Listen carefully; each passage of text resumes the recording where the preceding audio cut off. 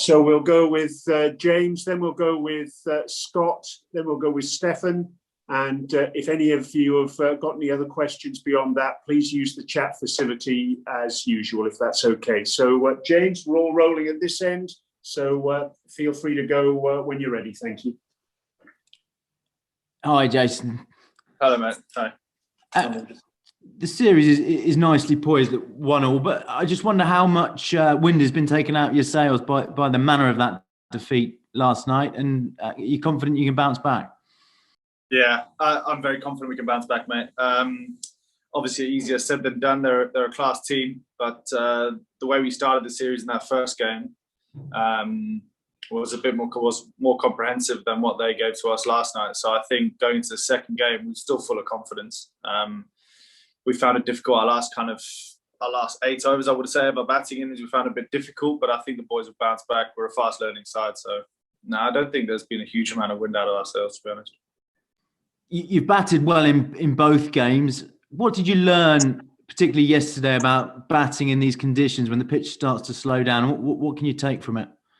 Yeah, well, what I learned was just to make sure I'm staying on my shots a little bit more. You saw with a couple of my reverse sweeps, I missed a bit. I was a bit out of position, and then rectified that during my innings. And it's just a pitch where you've got to pick your bowler. Unfortunately, the bowler that I picked got me out. Obviously, Washington was the guy I was looking to target when he came on to bowl. If that over had gone for a few runs, it would have kind of swayed the momentum of our innings quite a bit. So unfortunately, it was a calculated risk, but it didn't go my way. But yeah, it was a slow, tough pitch, and yeah, they made light work of it.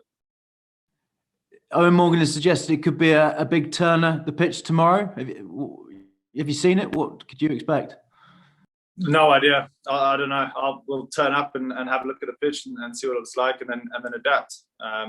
But if it is, then I assume that it's going to be nicer than new ball, so kind of make the most of that, because it only gets harder. So yeah, I think kind of delivering a strong base again is probably is my kind of main port call.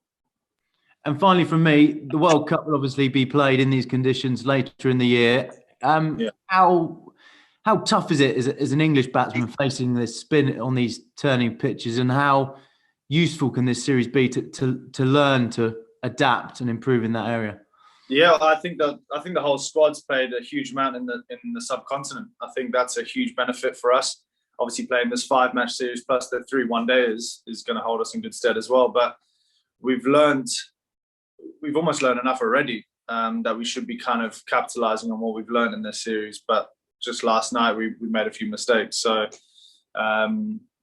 yeah, they are difficult, but not just as difficult as our spinners are to face as well. So, it's all fun.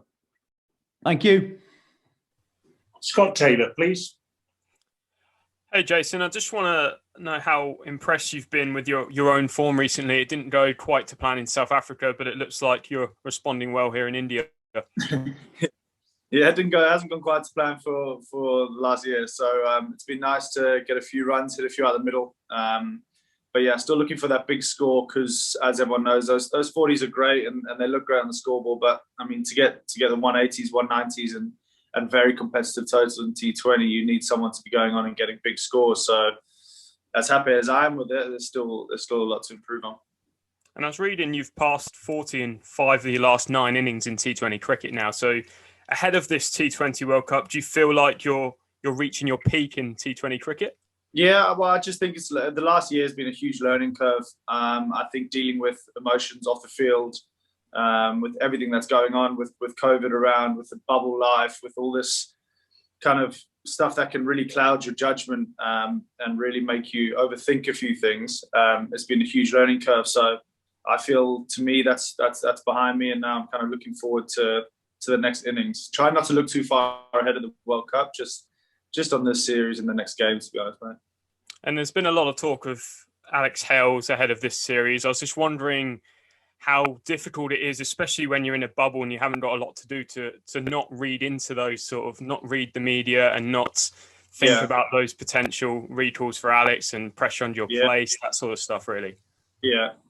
Well, no, I've seen a few bits. Obviously, I think it's a huge talking point, isn't it? He's playing around the world and doing extremely well. As he does, he's a great player. And from what I've heard and read, obviously Morgs and the bosses and the people that are above my pay grade making the decisions for that. So I'm sure whatever's coming his way will come his way. So we'll see.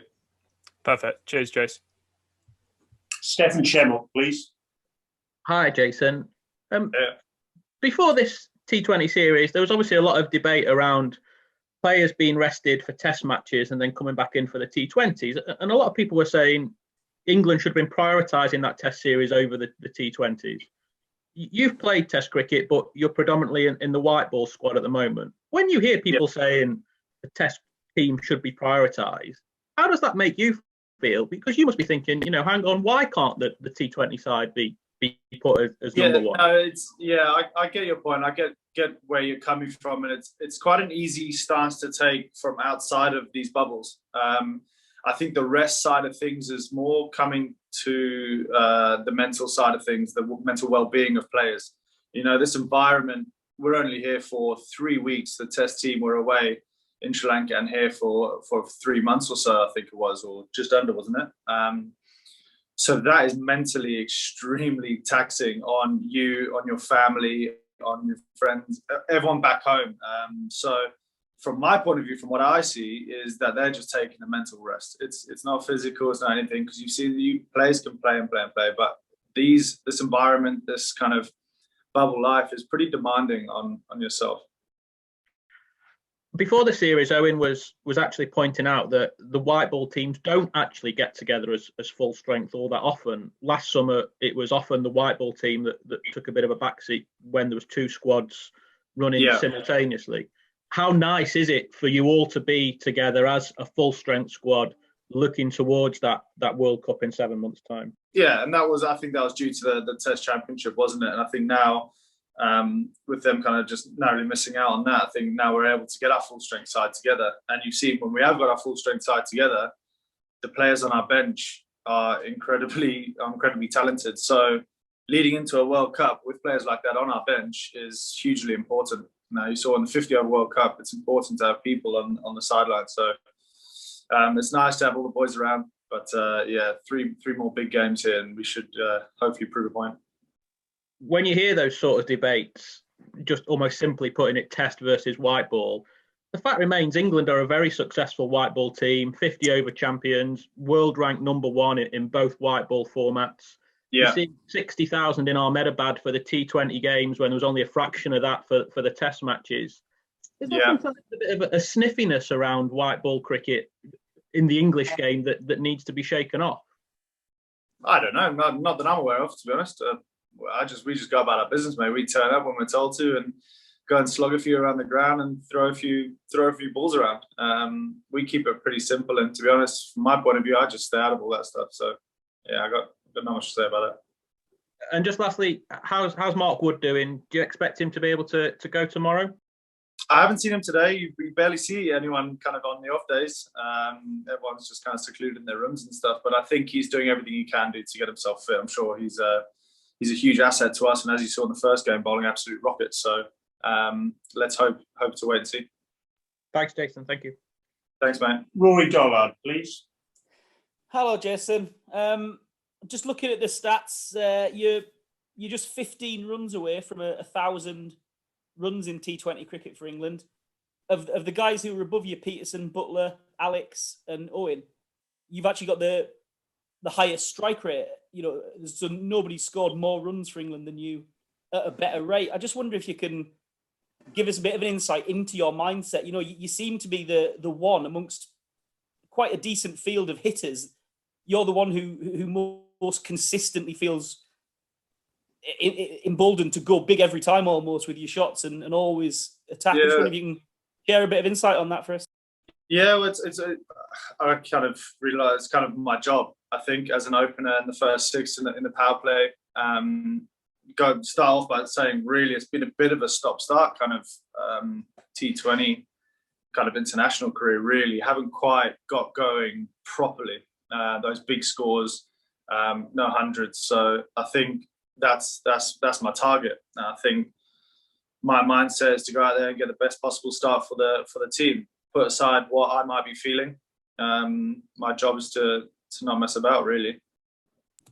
And do you think there's any tension with that mindset that your absolute job is to really try and pick up as many big shots and boundaries as you can, with chasing something like a century? Obviously, there's not been too many centuries for England in the format. Do you feel like almost your chances of getting a really big score are hindered by that ultra aggressive mindset?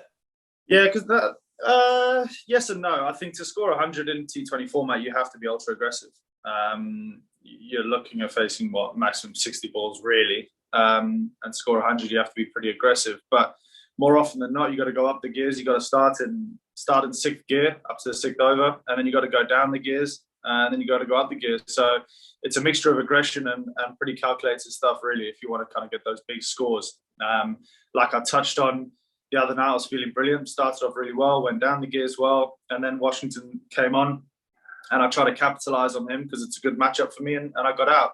If I hadn't got out, then a big score was probably around the corner. So that's just the way T20 goes, and you've got to kind of, if you live by the sword, you've got to be willing to die by it. Come on, cheers. Mike Walters, please. Hi, Jason. There's a nation that will be forever grateful for a pinpoint return from mid-wicket in the World Cup final. But as you said, your job is to score big runs. Do you think the next big score is just around the corner? Can you feel it hitting the middle of the bat quite sweetly? Yeah, it is. I'm feeling good, thanks, Mike. I think training really well and kind of in the nets feeling full of confidence. And that's half the battle really with kind of professional cricket, I guess. You got to feel confident and happy in yourself and kind of enjoying yourself. And since the Big Bash, really, I've started really loving my cricket again, which is a nice feeling. And I'm going out there and playing in front of 60,000 adoring, screaming Indian fans, which is second to none, really, that feeling. So, yeah, I feel good. Hard to say whether a big score is around the corner, but I just keep trying to do my job. Are you the sort of player who gets a bit down when you don't put half centuries in T20s and centuries in one-day internationals on the board, or do you always manage to look at the bigger picture? I try and look at the bigger picture, to be honest. I think if last night we'd gone and won that game, I would have been absolutely ecstatic. Obviously, then you lose the game and you start really picking apart your innings a bit more. I left probably 4 or 5 shots out there that could have gone for 4 or should have gone 4. And yeah, you do that. I think as a batsman, naturally, you can be quite critical on yourself. However, since kind of rekindling that love for the game, I've just kind of try to keep things a bit more basic, like I used to do, really, in 50-over cricket, and just go with the flow. But yeah, it's a very difficult sport not to get hypercritical of yourself. Thank you very much. 2 more now, please. Lizzie, then Andrew Miller.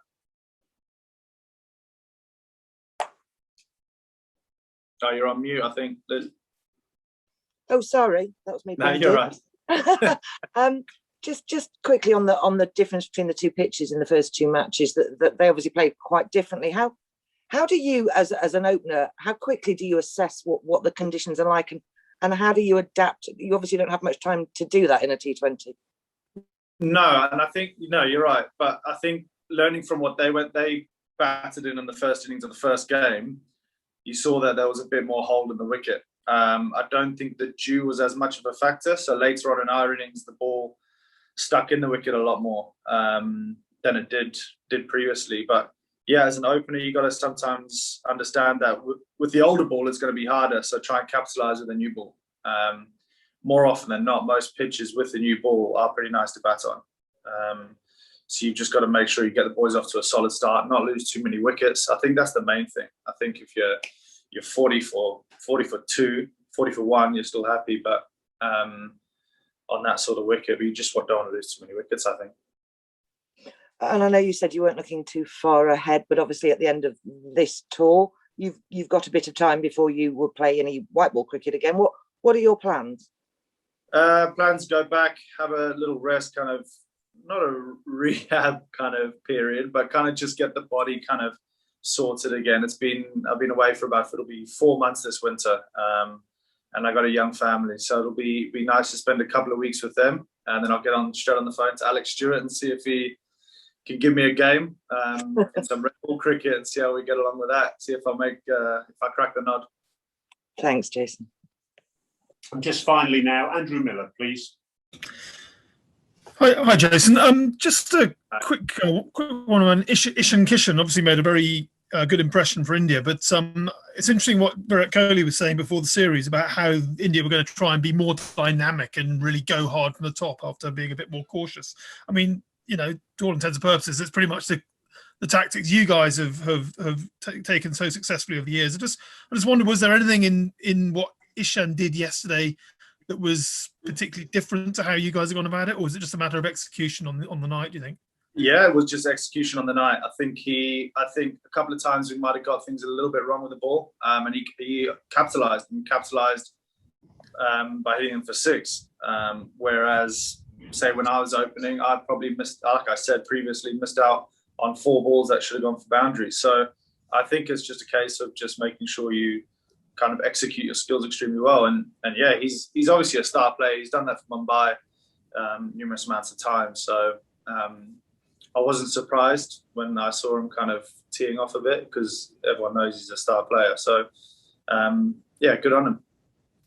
I mean, obviously, in England have been using this policy all the way through the 50-over World Cup, and there were 1 or 2, I guess, some memorable flameouts when you go too hard too soon, and you're 5 for 8 and what have you. I mean, it's obviously something you guys have developed over the years, but is it difficult to sort of embrace a new strategy like that, going hard from the top? And there will be some days, presumably Jofra or someone gets in the mix. I mean, how do you balance that aggression? How do you get your head around it? Yeah, but yeah, it's worked for us in 50 overs cricket. It's worked for us in the last kind of 10 T20 games we've played. Our policy is just kind of play aggressive cricket, but the problem is when you're playing on pitches like this, you have to be a little bit more calculated. I think you have to kind of assess it a bit quicker. And that's all part of learning, and each day is a learning day. Each series is a chance to learn. But yeah, I think if you're wanting to play that way, you got to accept that some days it's not going to go that way. You are going to be 3-4 down in a power play. That's just the way it goes. But with the depth of our batting lineup, that's the opportunity it gives us top order batsmen. Right. Thank you. Just finally now, Lawrence Booth, please. Hi, Jason. You mentioned that you'd sort of started loving cricket again since the Big Bash. You I think you alluded to it earlier, but do you mind just explaining briefly when you stopped loving it and why that happened? No, yeah, good. That's a very good point. I never stopped loving the game. That was it came across a bit kind of brash there. It was, I think, just the year that's just gone, no crowds being around, everything that's going on outside of the game that's so much bigger than the game, just puts loads of stuff in perspective. Then you add on top of that your kind of own personal kind of work not going quite as well as you want it to. It can get really on top of you. And I hadn't played enough cricket. That was the simple thing. I hadn't played enough cricket, so I needed to play in the Big Bash. So signed up for that. And even though it was a long tournament, it was kind of like, this is a long tournament, get my head around it, blah, blah. But then the moment I got there, the first game, I had 20 odd people watching me in the nets, and I just had this sense of adrenaline rush and like belonging again. And it was the most incredible feeling. So yeah, I never fell out of love with the game, but I think playing in front of a crowd make you realise that they mean a huge amount to us as sportsmen.